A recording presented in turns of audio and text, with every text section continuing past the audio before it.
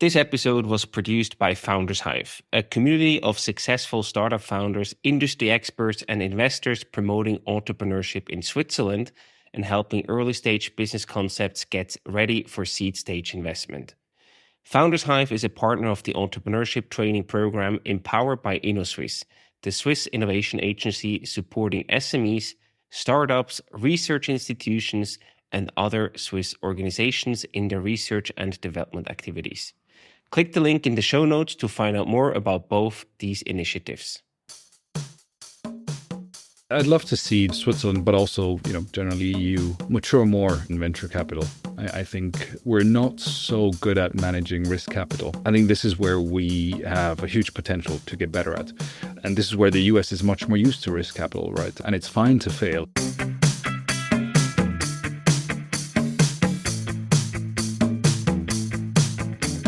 Welcome to the Swisspreneur Show, a podcast about startup stories and learnings from experienced entrepreneurs.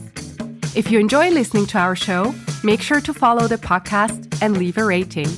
And now, here's your host, Merle.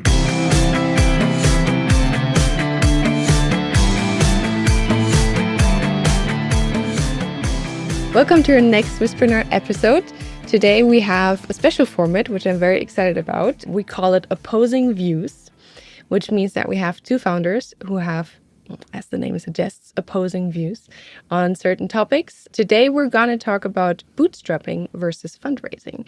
And I'm excited to have two founders with me here today that will share their personal opinions from their experiences and their startups, which are Denys and Girisha. Thank you so much both for being here. Yeah, good morning. Thank you for having us. Thank you for Are having you us. doing well this morning? Yeah, indeed. Thanks. Absolutely. Wonderful.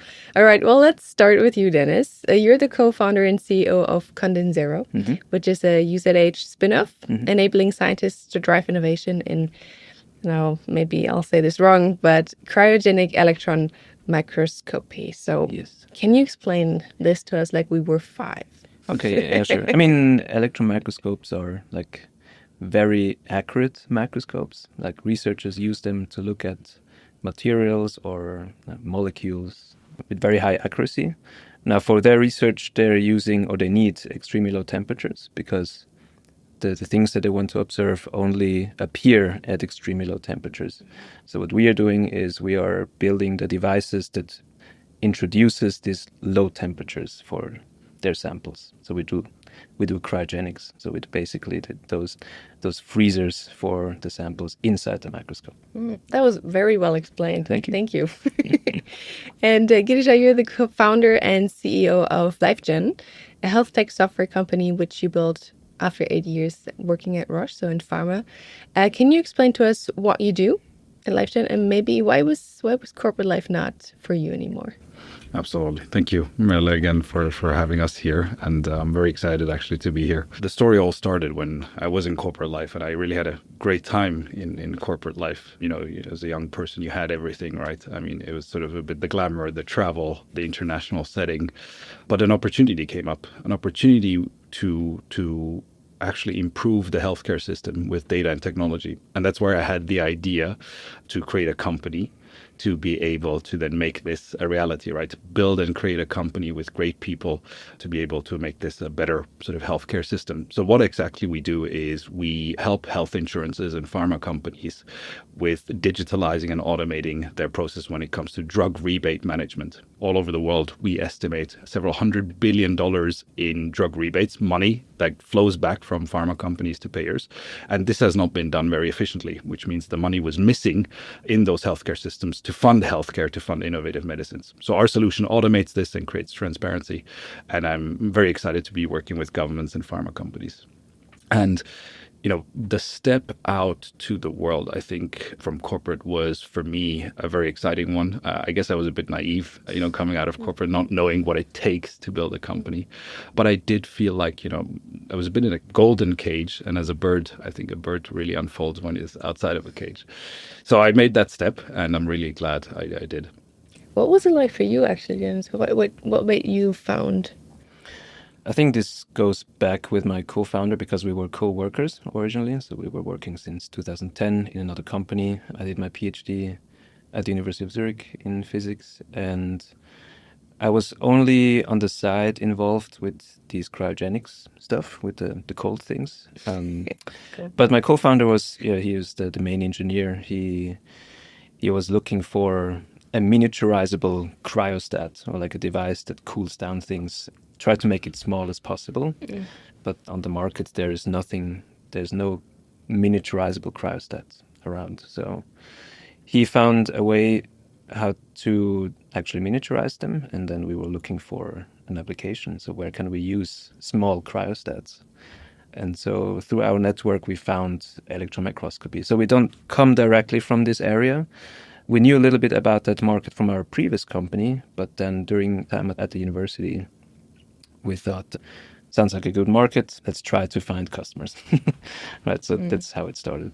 And this is already a very good entry, actually, into the topic. Yeah. Because we want to talk about fundraising versus bootstrapping, and you both have a different approach, or maybe at the beginning a similar approach, and then it turned into a different approach. And we want to talk about what both made you decide to go fundraising versus bootstrapping, or what were downsides, positives, etc. How did you decide between chasing investor money versus focusing on revenue from day one? I believe they're not necessarily mutually exclusive. You can approach revenues and at the same time, raise funds. In fact, I would argue that, at least for our area, when it comes to software and building tech, it's all about de-risking investments for investors. And if you can show, early signs of product market fit or revenue, that definitely helps to raise, right? Whereas if you can't, then there has to be a good story why that isn't the case yet. Famously, of course, WhatsApp, Instagram, they never turned 1 single cent of revenue and still became billion-dollar companies. I think it all depends on the area. But for us, the way we started was we bootstrapped. And, it was also necessary, I believe, as part of the story to show investors, look, we put in our own money, our own efforts, right, first before we go out and raise money. So we did that for about 9 months. And a funny story here. So after those 9 months, we needed money because we knew we were in a slow moving business. We needed, somewhat of a team to build out the product, to build out, certificates. We deal with very sensitive data. So we also had to be certified, etc. So at that stage, we raised the seed round with business angels, friends and family. And then after 9 months, we decided to, really scale. We had signs of revenue, early customers, so we wanted to raise money. And there was this VC in Basel. I won't name names, but, we sort of had a discussion with them. We went through the whole process, right? It was the first time for us. And if you imagine, if I think back, they wanted numbers for the next 5 years, detailed revenue planning, detailed business plan. And if you think about it, that's absolutely ridiculous, right? For an early stage startup to come up with these things. Anyway, we actually made it and we got a term sheet from them. But when we looked at the contract, the term sheet and the contract, it was full of gag clauses. And one of the things that was in there was that if the startup would have failed, we would have been, the founders would have been personally liable for the investment they had made. It goes to show a bit. So to answer your question, fundraising versus bootstrapping, I think the first thing I would say, it also depends what kind of VC and where, right? Europe, Switzerland, where I think in sort of the not maybe child stage, but maybe early teenage stage when it comes to the maturity of venture capital, right? Versus the US, for example, right? Risk capital here is not really mature, right? And this, we see when we talk to these VCs and they ask you for a 5-year business plan if you haven't existed for even a year. It just doesn't make sense. Right? So I would say, yes, I think funding and investment from venture capital makes a lot of sense if you want to scale, but it also depends what kind of venture capital companies or entities you work with. What was it like for you, Denys? Yeah, I think maybe it's a bit twofold. So I think for one, Dominic, my co-founder, and I, we were sort of used to, selling products based on concepts to customers. So in our old company, this was sort of how we did things. We sort of already sold things on paper and then building them. So for one, this was already sort of how we approached things. The other thing was, we are bootstrapped in the sense of we didn't do any formal financing round, right? But there's so much money that got into this technology to get it to a state where we can start building something. So from the university side, also from the National Science Foundation and so on. But also we started with non-dilutive funding. So we didn't I wouldn't say like purely bootstrap, right? In the sense of we had a lot of financial support. It's just for a long time we didn't have anyone on the cap table except us. As long there was non-dilutive money around, we opted for this option. And also in the very early stage, especially when it's like deep tech or you're looking at a very difficult product to bring to life, it's very non-linear. It doesn't really necessarily scale with the amount of money that you throw at it, because the parameter space, or there's so many things that you can change and that will change, and you cannot possibly fill every possibility with additional funding. So we had to work in sequence. We had to build a prototype, test it, and it didn't matter if there was like more money around. We just needed money to buy us time to develop.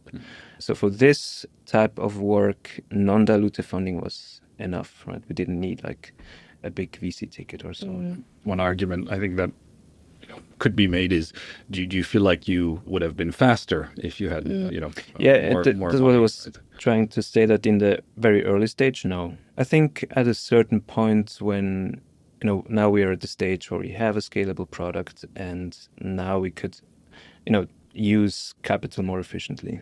The earlier it is, the less efficient it is actually to use that capital. And also we didn't have so much of a clue how long the early R&D phase will take us, because from the old company we were used to start from something we knew how to build and then add one innovation on top of it, or two innovations.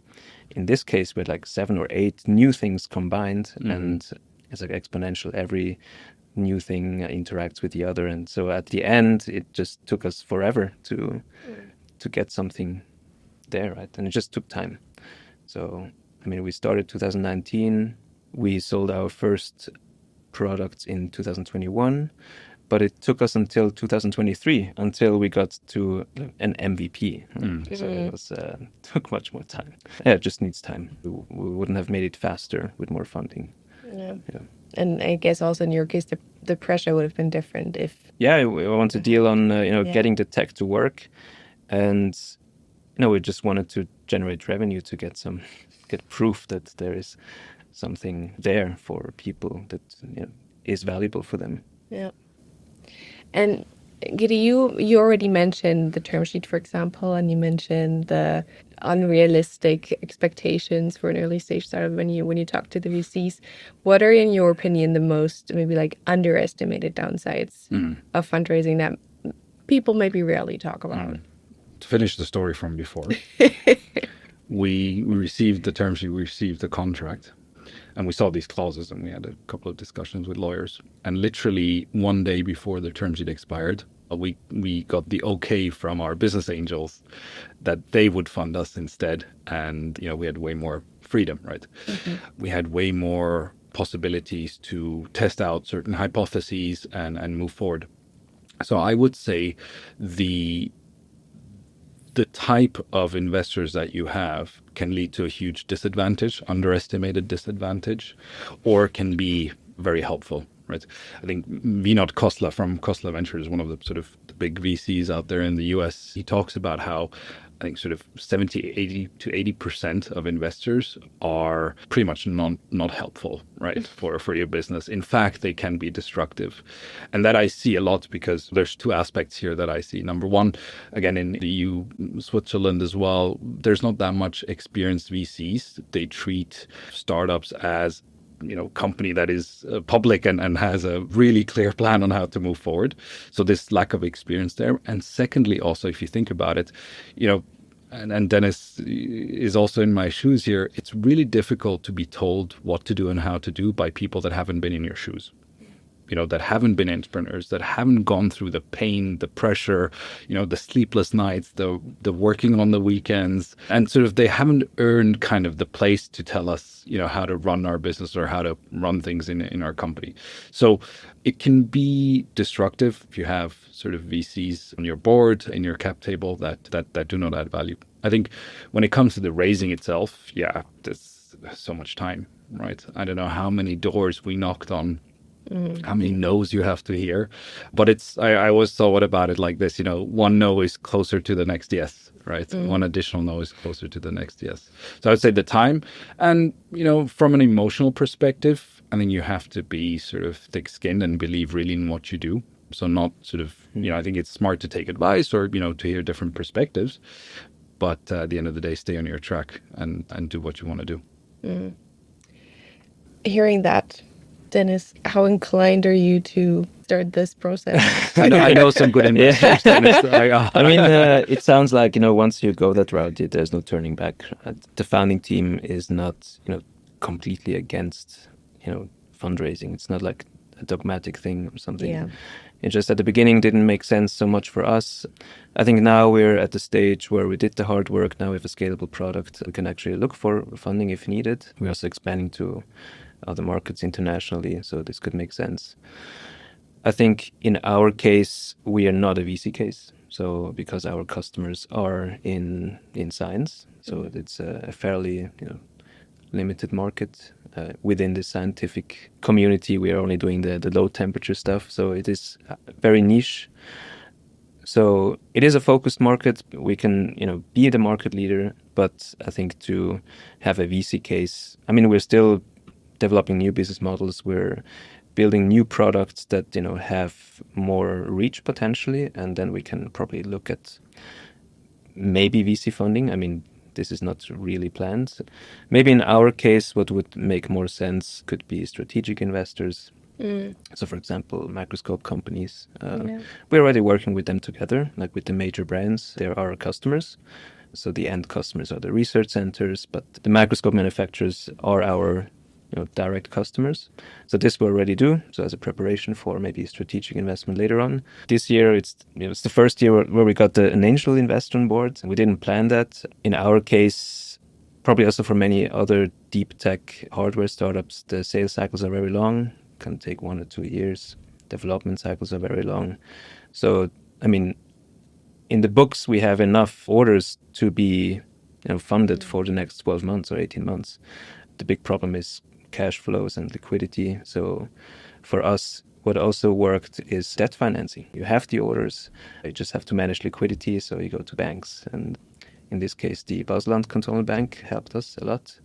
We're very innovative people from Basel, as you can tell. But also the ZKB helps us. And also during one of the pitches, one of the members of the jury, he reached out to us and he was like, I really love what you're doing. Is there a way to participate? And I mean, in that case, I just thought, well, he seems great. I asked around and, people that we trust and know him a bit better. So at the end of the day, I think it was a match. The money that he provided made a difference. And so we were not, completely opposed to get other people. It was like a cold call from his side. I think was a good fit. So we have him on board now. So not really dogmatic, but whatever fits the company at that moment in time in terms of development. Isn't that a distraction for you though? Like having to worry about money every couple of months and how you can fund operations and all. Yeah, I mean, this is basically one of the main tasks that I have is managing liquidity and cash flows. Yeah, this takes a lot of time and also reading lots of contracts. So I didn't expect that as well, because especially when we go overseas, when we have Chinese customers, I have to work on the sales contracts. So I have support, but mainly my daily work is reading through contracts, international stuff, managing liquidity. But I mean, the good thing about this is, try to imagine how finances can look like, how to push the sales pipeline. I think I'm always on the pulse, how the company can develop the next, couple of years. So I think it's also because I'm looking at the numbers and I can imagine how the company can look like. It gives me some perspective as well. I think maybe a good VC, you talked about it. And when you said cryogenics, right, I had to think about cryotherapy, right, that you can do to recoup from your sports and your fitness, etc. Apparently, it's really good for your muscles. What I want to say is that some of the good VCs and the people there, I think, helped us to focus and think about the most sort of viable and profitable use case. for our technology, for for our software. And I think I could imagine that that could be something that would help companies to sort of say, hey, look, yeah, right now for example, we're serving academic entities, but this application applied in this market could get us really sort of into another sphere, right? I think there again depends on the VC and obviously if they have experience in that and in this field, but this could definitely make a difference. Yeah, I mean, in our case, I mean, it's very true that you say that, for example, in our case, we're always looking for industrial applications, not necessarily the product, just like the core IP, how it can translate to other products. And for this reason, InnoSwiss coaching was very helpful as sparring partners. And there you have like lots of coaches that, have built companies that are similar to ours. Now, in that case, we were very lucky. We found these coaches that have built similar things.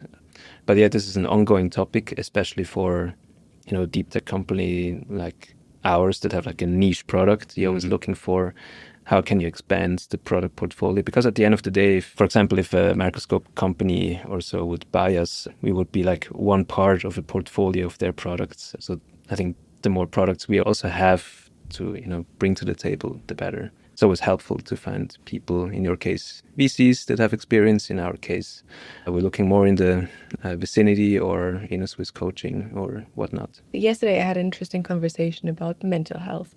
And we were talking about the different kinds of pressures that you have from customers, from your VCs, but of course also from your team, etc. And I would be really interested to understand if yes, how your pressure differs. I guess it's also very individual. And you both seem like very calm people to me. But it would be interesting because you said these things now also, like the cash flow anxiety and then this runway pressure. I would be interested to understand if you can share how your like daily stress appears, and then we can see if it differs or not. I'm in a very happy place. I mean, to begin with, I also feel very calm.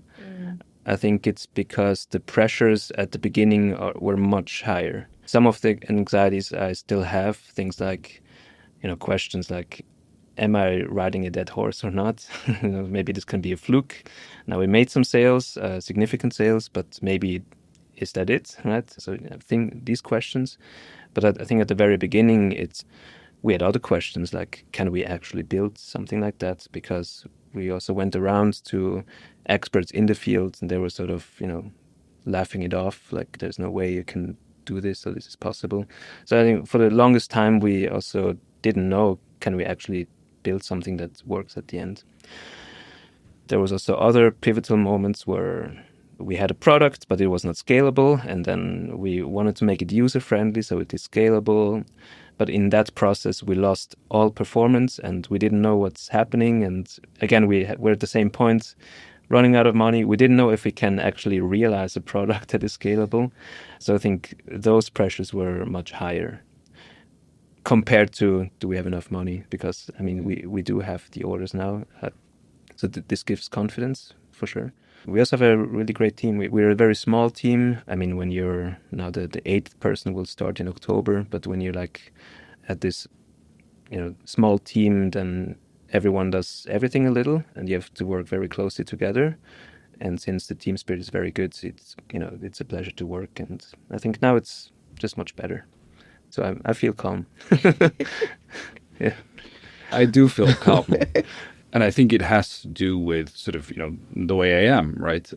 Talking about pressure, I myself put the most pressure on myself, right? It's not the VCs, it's not the board, it's not my employees or my team members, it's myself. Try to push as much as possible, but from a place within inside. It shows me that I can control it, right? So I can also control how I deal with that pressure. And to be honest, I best work under a lot of pressure. If I don't have pressure, I'm not interested. My brain, my whole body, it doesn't really push me to do better. So I need that. I'm kind of sort of, a junkie, I guess, if you would say, pressure junkie in that sense. So, I mean, we're almost 60 people now.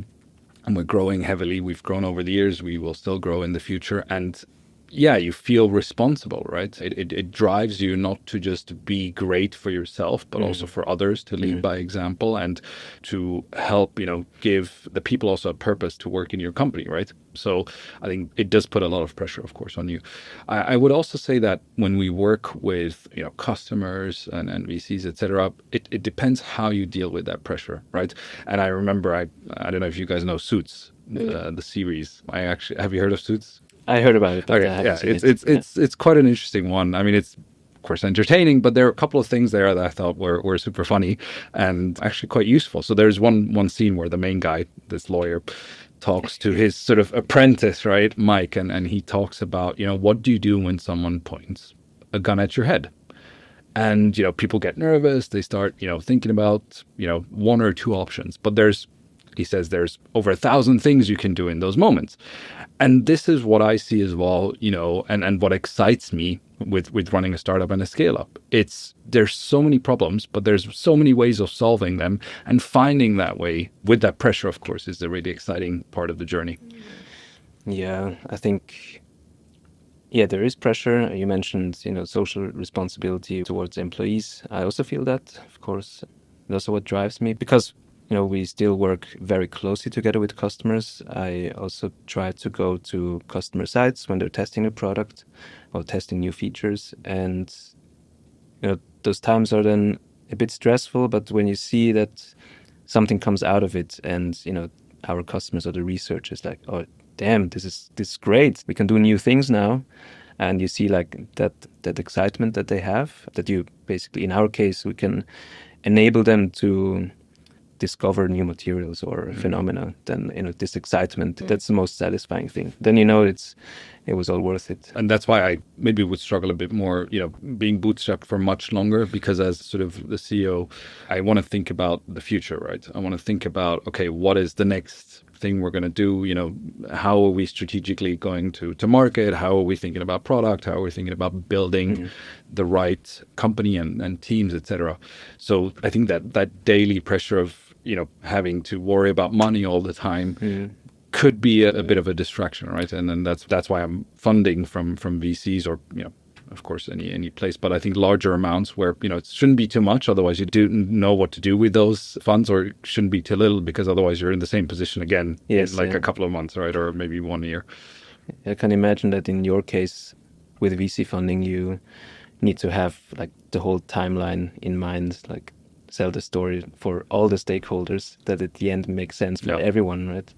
So that's, I think maybe I have the luxury to not fix ourselves to like a certain outcome, so we can focus on the next milestones, like get customers happy, still have like some options in mind, but I guess this is the luxury for us, that we're not forced to think coherently in like the story has to be like this, this is the vision at the end. And so I think it's good. I understand what Denys is saying. I would argue, though, that we're not forced to sort of have a fixed outcome, right? I think it's more about going through that process to think about a viable business, right? And something that puts structure and sort of allows us to focus, right? And yes, I mean, I guess we'll talk about, how a great company should end. But first and foremost, I think, the end is sort of the result of your journey, right? And what you achieve. And for us, it was always important to build a sustainable business and, go start somewhere, lead that area, and then expand further. It's a matter of where my time also goes as a CEO, where I can be the most value for the company. Yeah. I think when it comes to our long-term vision, it has a lot to do with what are like the ultimate visions of some of the thought leaders of our customers' perspective. Like they're also key opinion leaders, or they have, their vision how, the scientific world can evolve like, and we can sort of find, how can we contribute to that grander vision that, our customer base has. But this also means there's a lot of risk involved with building new products, and it's almost like a startup within a startup. That's probably, if you would have, I don't know how it would be in reality, but I can imagine that if you would have, a couple of investors on board, and then we tell them, hey guys, we want to build this new product, like potential distraction, all they would probably hear is, okay, they're distracted from their core business. But I mean, since we don't have investors on boards, I think we are more free to take such risks, given that the core business is still evolving naturally. But do you believe realistically that a bootstrap startup can be a market leader? Or does it need fundraising? I think, again, at some point it would make sense to fundraise. I think it would be just too slow. I think when we reach a point where we can scale fast, where it makes sense, yeah, of course. I mean, it's hard to be the market leader with only natural growth. So would you say that? I agree, by the way. Yeah. I mean, it's funny. I mean, and it took us a while until we mentioned AI, but at this point, I'm going to break that. Look at what's happening with AI, right? There's companies that are, within 8-10 months are making hundreds of millions of revenue and are still raising money because they see that even though they're making money, in order to be faster and reach dominance, they need to be able to have more fuel in the tank, right? They need to be able to build faster. They need to be able to reach more people.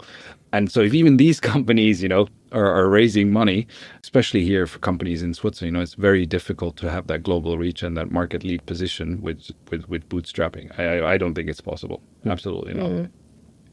And you mentioned before that a reason why you also raised was because you wanted to have a sustainable business.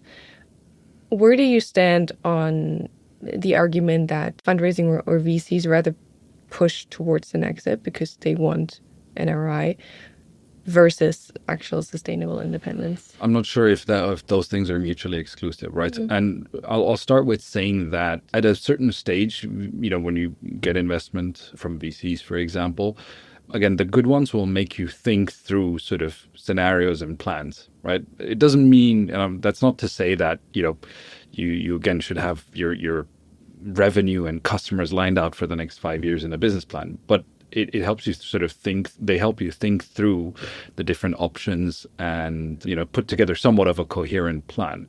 And obviously, a sustainable business, I mean, there's a big opportunity to go public as well. And that's, still continuing your business, right? I mean, you are able to go public because you could think that you've built something sustainable, right?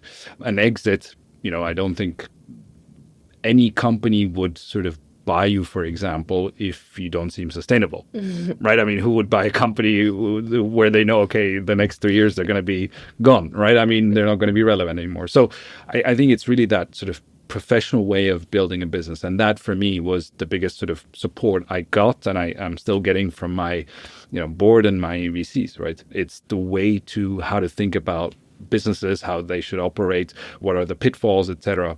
Those kind of things that really help. And so for both of you, have you noticed a difference in also using it as an argument that either the company is still 100% owned versus there are people at the cap table, and maybe also talking to new investors or talking to customers? Have you seen or noticed a difference there in the approach? Not maybe so much with customers, although I do have to say in our area, I think we get asked a lot about, the future of our company, meaning, will you guys still be around in, next 3 years, 5 years, 7 years, right? Yeah. Well, no one's going to ask that question to Microsoft or to OpenAI, et cetera, right? But we do get that question. And then it's, great to say that we're, well-funded and we have strong VCs that we work with, et cetera. And I would say sort of maybe with the argument around, the discussion with investors, I think it depends where you are at your stage and, what you're trying to achieve, right, with companies that are bootstrapped. Because sort of when we go out, we've raised Series A, we have, 4 or 5 strong VCs on our cap table. When we go to the next round, there's a credibility there. Right. And there's also more leverage because we're not so dependent on, necessarily new investors. Whereas when you're bootstrapped and you go to a VC, right, they can see that you need money and you don't have anything else behind that. So they can use that as leverage and they know the clock is ticking, right? And you're there saying, well, we need to raise. They're saying, well, look, these are our terms, take it or leave it, otherwise you're dead. Right. So I think that definitely has an influence when you're sort of fundraising and you already have some VCs on your cap table. I mean, I can just answer it from a customer perspective that they're looking at the track records. In our case, they probably had the same questions, like, are these guys around to support us if something goes wrong? For us, it was just a matter of showing up to these exhibitions or conferences where our customers and us meet, and then they see us every year there, and then, oh, they're still here, oh, they have new customers, and so it's growing, and so they get confidence. I think this has been our experience, that the longer we're here, the more confidence potential customers have in our future existence, and then we can generate sales like that. I wonder, is there any scenario in which either of you would switch to fundraising / bootstrapping? Yeah, I mean, in our case, I mentioned that from our perspective, when it really makes sense to, scale faster, where external funding can be more efficiently used. So it's still in our thoughts. From our core business, I mean, I don't want to get too technical, but there are a couple of things we still need to solve before we think, now we can scale faster even.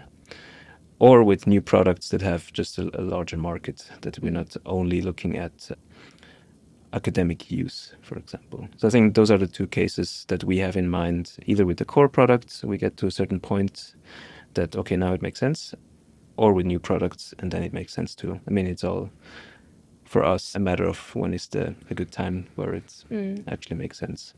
Then I would switch. But looking back, you wouldn't have done it differently. No, I don't think so. Because also it got confirmed that the R&D cycle for deep tech or hardware startup is so long and so unexpectedly non-linear that it doesn't matter how much money you throw at it, you cannot accelerate it. The early R&D stage, in our case, was a bit insensitive to that. So I think if you would have gone with the fundraising route from the beginning, this would have been too much pressure, because then we would have both pressures, like not knowing if the product will actually work, and the pressure of financing institutions and so on. So probably not. I would definitely say that I wouldn't switch to bootstrapping. I mean, I've done it, of course, at the beginning, and that's a short while. Yeah. But there's two main factors right there. Number one, again, sort of the ability to focus and to spend sort of your time discovering things and working on what sort of is the core, right? Because again, if I'm sort of worried about money and I'm worried about runway all the time, I'm not spending time figuring out how I could make the product work, or figure out other type of go-to-markets, etc. For us, again, in this world where things move so fast, is, of course, it depends on the type of company and the type of product you have, service that you're building. But I would say in this world, everything is getting accelerated, right? So therefore, I would highly, highly recommend thinking about getting investment by the right entities, working with the right partners. Maybe if I have a food truck one day, I will not. Yeah, I mean, exactly. I love food. This so, is the thing. It really depends on the business. It really depends what you're trying to build. I think there's no one answer fits all. I think in our case, it was useful to go that way. But I mean, again, it's it's not that we didn't have any external funding. Like, we raised a lot of non-dilutive funding. So at the end, it was almost 4 million Swiss francs that we could get together from various sources. And there's nowadays so many great organizations also in Switzerland. There's the ESA-BIG, there's VentureKick, there's the Gebertrieb Stiftung, there's CERN. Yeah. We also got funding from InnoSwiss, just to name a few. So, I mean, the number is growing for non-dilutive funding, especially for deep tech companies coming from universities, want to build self-hardware, for example.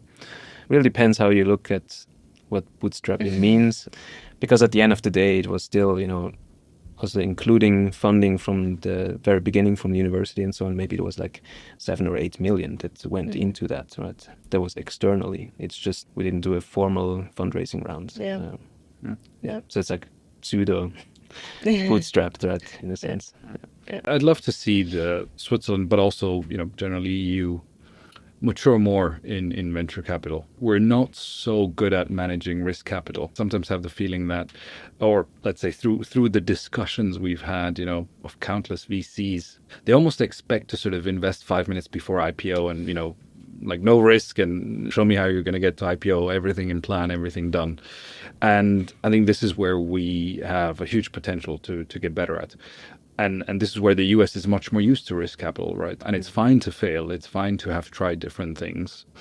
I remember again, for us, our Series A sort of documents, it's like 50 to 100 pages of contract. There in other countries, so for example, in the US, there's much more trust, and there's like, look, we don't have to define everything, right? We trust you. That's why we're investing in you. We don't need a 50-page contract or a 100-page contract. We can do it in 10, right? And we trust that you'll make the right decisions in the best interest for the company. So I think that's where, some of the barriers also exist for companies that, are thinking about bootstrapping versus working with venture funds.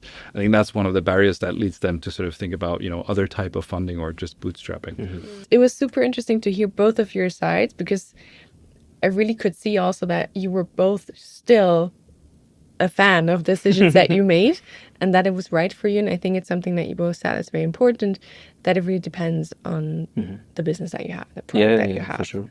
And the needs. Yeah. Also. Yeah. What is best for the company at the end? What is best for the company? Yeah. So thank you both so much for sharing your insights and sharing your experiences. I hope that our listeners can take something away.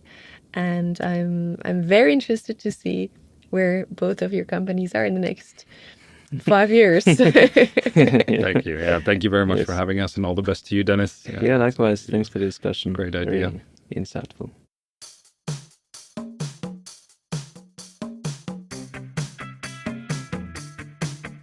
We hope you enjoyed today's episode. If you did, you can support us by rating our show on Apple Podcasts. This way, we can reach an ever-growing number of aspiring entrepreneurs.